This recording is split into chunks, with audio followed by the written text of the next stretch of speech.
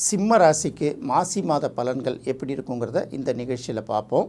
சிம்ம ராசி அப்படின்னு பார்க்கும்போது அது எப்போதுமே தனித்தன்மையும் கம்பீரத்தையும் காப்பாற்றுவதற்கு போராடக்கூடிய ஒரு ராசி. அவர்கள்ட்ட போய் நம்ம காரியம் சாதிக்கணும் அப்படின்னு நினச்சோம்னா அவர்களை பற்றி பிரதாபங்களையும் புகழ்களையும் நம்ம எடுத்து சொன்னோம்னா அவங்க நம்மளை காப்பாற்றுவாங்க, நம்மளை கடைசி வரைக்கும் காப்பாற்றிடுவாங்க, நம்மளை எப்போது ஒரு வகையில் பாதுகாத்துருவாங்க.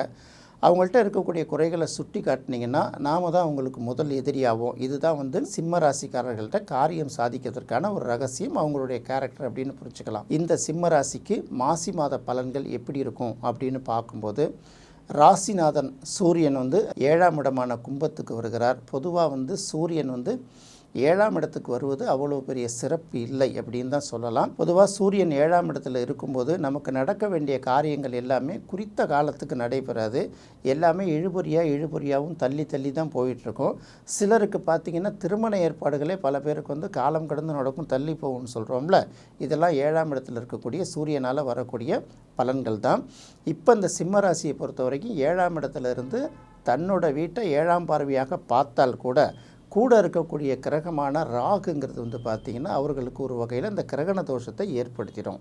அப்போ சிம்ம ராசிக்காரர்களுக்கு இந்த மாதம் மிகப்பெரிய அளவுக்கு நல்ல பலன்கள் நடைபெறுவதை நம்ம எதிர்பார்க்க முடியாது. சூரியனோட செவ்வாய் சம்மந்தப்பட்டாலும், ராகு கேதுக்கள் சம்மந்தப்பட்டாலும், சனி சம்மந்தப்பட்டாலும் அந்த சூரியனுடைய பலமும் குறைஞ்சிடுங்கிறதுனால ரொம்ப யோசித்து தான் பார்க்கணும். இன்னொரு பக்கம் பார்க்கும்போது இந்த ராசியில் பார்த்திங்கன்னா சூரியனோட கூடவே புதன் இருக்குது, சுக்கிரன் இருக்குது, செவ்வாய் இருக்குது. இத்தனை கிரகங்கள் சேர்றதுனால இது என்ன மாதிரியான பலன்களை கொடுக்கும்னு பார்த்தீங்கன்னா, 2ஆம் இடத்துக்கும் 11ஆம் இடத்துக்கும் உரிய கிரகமான புதன் ராசிக்கு 7ஆம் இடத்துல உட்கார்றது ஒரு வகையில் நல்ல பலன். நமக்கு என்ன தான் நெருக்கடி நடந்தால் கூட நண்பர்களாலேயும் அடுத்தது வாழ்க்கை துணை விஷயத்திலையும் நமக்கு தேவையான பணவரவு, குடும்பத்தை நடத்துவதற்கு தேவையான தேவைகளை எப்படி பூர்த்தி பண்ணுவதுங்கிறத அவர்கள் மூலமாக நம்ம நிறைவேற்றி கொள்ளலாங்கிறது ஒரு ப்ளஸ் பாயிண்ட்டாக எடுத்துக்கலாம். அதுக்கு அடுத்தது பார்க்கும்போது ராசிக்கு 3ஆம் இடத்துக்கும் 10ஆம் இடத்துக்கும் உரிய கிரகமான சுக்கிரன். 3ங்கிறது தைரியத்தை குறிக்கிறது, 10ங்கிறது இந்த இடத்துல தொழிலை குறிக்கிறது. இல்லை, இந்த சுக்கிரனும் பார்த்திங்கன்னா 7ஆம் இடத்துல தான் மாதத்தோட முதல் 2 வாரமும் இருக்கிறதுனால அது பெரிய அளவுக்கு நல்ல பலனை கொடுக்கும் அப்படிங்கிறத நம்ம எதிர்பார்க்க முடியாது. எப்படி பார்த்தா கூட ஒன்று வாழ்க்கை துணையை சார்ந்திருக்கணும், இன்னொரு பக்கம் நண்பர்களை சார்ந்திருக்கணும்.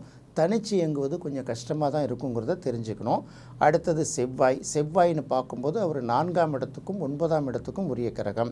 அப்போ இது பார்த்திங்கன்னா சூரியனோட சேர்றதுனால தாய் தந்தையர்களோட ஆதரவு எந்த அளவுக்கு கிடைக்குங்கிறத நம்ம பெருசாக எதிர்பார்க்க முடியாது. சொந்த இடத்தில் தொழில் செய்கிறவர்களுக்கு ஒரு சற்று நெருக்கடி இருக்கும். அதே போல் பார்த்திங்கன்னா சொந்த இடத்தை விட்டு வெளியில் தொழில் செய்பவர்களுக்கும் ஒரு சற்று நெருக்கடி இருக்கும். உற்பத்தி சார்ந்த துறைகளில் ஈடுபவர்கள் அந்த உற்பத்தியை கண்டினியூ பண்ண முடியாத அளவுக்கு, இல்லைனா ஏதாவது மிஷின் ரிப்பேர் அந்த மாதிரி சில சின்ன சின்ன விஷயங்கள்னால ஒரு பாதிப்புகளை ஏற்படக்கூடிய சூழ்நிலைகள் எல்லாமே வரும். இது பார்த்திங்கன்னா இது இப்படியே நிரந்தரமான கண்டிப்பாக நிரந்தரம் கிடையாது. 10ஆம் அதிபதியாக இருக்கக்கூடிய சுக்கிரன் என்ன பண்ணுன்னா 3ஆவது வாரத்துலேயும் 4ஆவது வாரத்துலேயும் அது மீனராசிக்கு போகிறதுனால ஏற்கனவே பார்த்திங்கன்னா 8ஆம் இடத்தில் சனி இருக்குது. பொதுவாக சனி 8ஆம் இடத்துல இருக்கிறது ஒரு ஆயுள் தீர்க்கம் அப்படின்னு சொன்னால் கூட 8ஆம் இடம் சம்மந்தப்பட்ட சின்ன சின்ன பாதிப்புகள் வரும். இப்போ பார்க்கும்போது இந்த சுக்கிரன் மார்ச் 1ஆம் தேதியே மீனராசிக்கு போகிறது. அது சிம்மத்தை பொறுத்த வரைக்கும் அது 8ஆம் இடம்ங்கிறதுனால 8ஆம் இடத்தில் வரக்கூடிய சுக்கிரன் இவர்களுக்கு எங்கெங்கெல்லாம் பண தேவை இருக்கோ அத்தனை பண தேவைகளையும் கண்டிப்பாக பூர்த்தி செய்து விடுவார். இந்த 8ஆம் இடத்து சுக்கிரன் எப்படிலாம் பண தேவைகளை, பண நெருக்கடிகளை பூர்த்தி செய்யும் அப்படிங்கிறத நம்ம உறுதியாக சொல்ல முடியாது. ஏன்னா 8ஆம் இடம் அப்படிங்கிறது ஒரு மறைவிடம். அந்த மறைவிடத்தில் நடக்கக்கூடிய விஷயங்கள் எதையுமே நம்மளால் யூகித்தெல்லாம் சொல்ல முடியாது. அப்படியே நம்ம யூகித்து சொன்னோம்னா அது சில விஷயங்கள் கரெக்டாக இருக்கலாம், பல விஷயங்கள் தவறாகவும் போகலாம். இந்த 8ஆம் இடத்து சுக்கிரன் வெறும் சுக்கிரன் மட்டும் இல்லாமல் அந்த இடத்துல உச்ச சுக்கிரனாகவும் இருக்கார். அடுத்தது பார்த்திங்கன்னா சனியோடும் சேர்ந்து இருக்கார். அது ஒரு இரட்டை ராசியமாக இருப்பதனால பார்த்திங்கன்னா கண்டிப்பாக மாதத்தோட பிற்பகுதியில் உள்ள 15 நாட்கள் சிம்ம ராசிக்கு அமோகமான பணவரவு கிடைக்கும். அதன் மூலமாக அவங்க சின்ன சின்ன நெருக்கடிகளை விட்டு வெளியில் வருவாங்கங்கிறதுல கண்டிப்பாக எந்த மாற்று கருத்துமே இல்லைங்கிறத முதல்ல தெரிஞ்சுக்கணும். இப்போ அடுத்தது பார்க்கும்போது ராசியிலேயே இருக்கக்கூடிய கேது அப்படிங்கிற ஒரு விஷயத்தை நம்ம தொடர்ந்து பார்த்துட்ருக்கோம்ல. இந்த ராசியிலேயே இருக்கக்கூடிய கேது அப்பப்போ மன உளைச்சல்களை கண்டிப்பாக கொடுத்துக்கிட்டே தான் இருக்கும். நமக்கு 7.5 சனி நடக்கும்போது ஜென்ம சனி நடந்தால் என்ன பாடுபடுவோமோ அதை அதை விட தாண்டி நெருக்கடியை வந்து இந்த கேது பகவான் கொடுத்துக்கிட்டு தான் இருப்பார். இருந்தாலும் கேதுவோட தொடர்ச்சி கொஞ்சம் கொஞ்சமாக உத்திர நட்சத்திரத்தை கடந்து அதுக்கப்புறம் பார்த்தீங்கன்னா பூர நட்சத்திரத்தை கடந்து மக நட்சத்திரத்தை கடந்து அடுத்த ராசிக்கு போகிற வரைக்கும் கொஞ்சம் இந்த நெருக்கடி இருக்க தான் செய்யும். அதனால் கொஞ்சம் பொறுமையாக அந்த விஷயங்களை பகிர்ந்துக்கிறது ரொம்ப நல்லதாக இருக்கும். அதே போல் எதையும் நமக்கு நடக்கலையேன்னு சொல்லிட்டு விரக்தியாக உட்கார்ந்திங்கன்னா அந்த விரக்தி வந்து உங்களுடைய மனதை வந்து அதிகமாக ஆட்படுத்தும், தேவையில்லாத மனசஞ்சலத்தை கொடுக்குங்கிறதுனால எல்லாமே மாறுங்கிற ஒரு மனநிலையோடு மட்டும் போனீங்கன்னா நல்ல பழைய விஷயங்கள்லாம் மனசுக்குள்ளே ரீவைண்ட் பண்ணி பார்த்துக்கிட்டிங்கன்னா இந்த கேது வந்து பார்த்திங்கன்னா உங்கள் மனசை பெரிய அளவுக்கு ஆதிக்கம் செலுத்தாது, நெருக்கடியை கொடுக்காதுங்கிறத மட்டும் ஃபஸ்ட்டு நீங்கள் தெரிஞ்சுக்கோங்க. அடுத்தது பார்க்கும்போது ராசிக்கு 6ஆம் இடத்தில் செவ்வாய் இருக்குது. மாதத்தோட தொடக்கத்தில் பார்த்திங்கன்னா ஒரு 10 நாள் பார்த்திங்கன்னா இந்த செவ்வாய் வந்து நமக்கு 6ஆம் இடத்துல இருக்குது. செவ்வாய் பொதுவாக 6ஆம் இடத்துல இருக்கிறது அவர் வந்து பார்த்திங்கன்னா செவ்வாய் வந்து 4ஆம் இடத்துக்கும் இன்னொரு பக்கம் பார்த்திங்கன்னா 9ஆம் இடத்துக்கும் உரிய கிரகம் தான். 6ஆம் இடத்துல செவ்வாய் இருந்தாலே பொதுவாக நல்லது இல்லையா? எதிரிகள் கட்டுப்படுவார்கள், நமக்கு வந்து போட்டியாளர்கள் வந்து ஒடுக்கப்படுவார்கள். அதையும் தாண்டி பார்த்திங்கன்னா இந்த கடன் வழக்கு சத்துருக்கள்லேருந்துலாம் நமக்கு ஒரு விடுதலை கிடைக்குங்கிறதுனால முதல் 10 நாள் அதுக்கு பயன்படுத்திங்க. இன்னும் சொல்லப்போனால் இந்த மாதத்தோட 2வது வாரம் சற்று நெருக்கடியாக இருக்கும். 3வது வாரமும் 4வது வாரமும் நமக்கு நல்ல பலன்களையே கொடுக்குங்கிறதுனால பெரிய அளவுக்கு கஷ்டப்பட வேண்டிய அவசியம் இல்லை.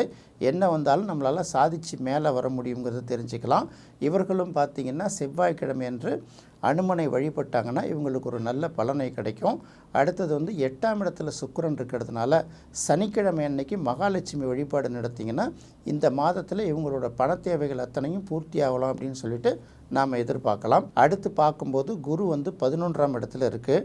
11ஆம் இடத்துல இருக்கக்கூடிய குருவானது என்ன மாதிரியான பலன்களை கொடுக்கும் அப்படின்னு பார்த்தோம்னா குரு வந்து வக்ர நிவர்த்தி ஆகிற வரைக்கும் பெரிய அளவுக்கு நமக்கு எதிர்பார்த்த அளவுக்கு பண வரவு கிடைக்கிறது சிரமம். அதே சமயத்தில் மாத இறுதியில் வக்ர நிவர்த்தி ஆனதுனால குருவால் கிடைக்கக்கூடிய பலன்கள் எல்லாம் அடுத்தடுத்து நமக்கு வர தொடங்குங்கிறதுனால பெரிய அளவுக்கு கவலைப்பட வேண்டிய அவசியம் இருக்காது.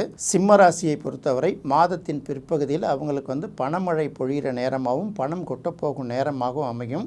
இது வந்து அவர்களுக்கு முழுமையாக கிடைப்பதற்கு திங்கட்கிழமை அல்லது வியாழக்கிழமைகளில் சந்திரமௌலீஸ்வரர் வழிபாடு செய்வது ரொம்ப சிறப்பாக அமையுங்கிறத தெரிஞ்சுக்கலாம். என்ன நேயர்களே, சிம்ம ராசிக்கு மாசி மாத பலன்கள் எப்படி இருக்குங்கிறது இந்த நிகழ்ச்சியில் பார்த்தோம்.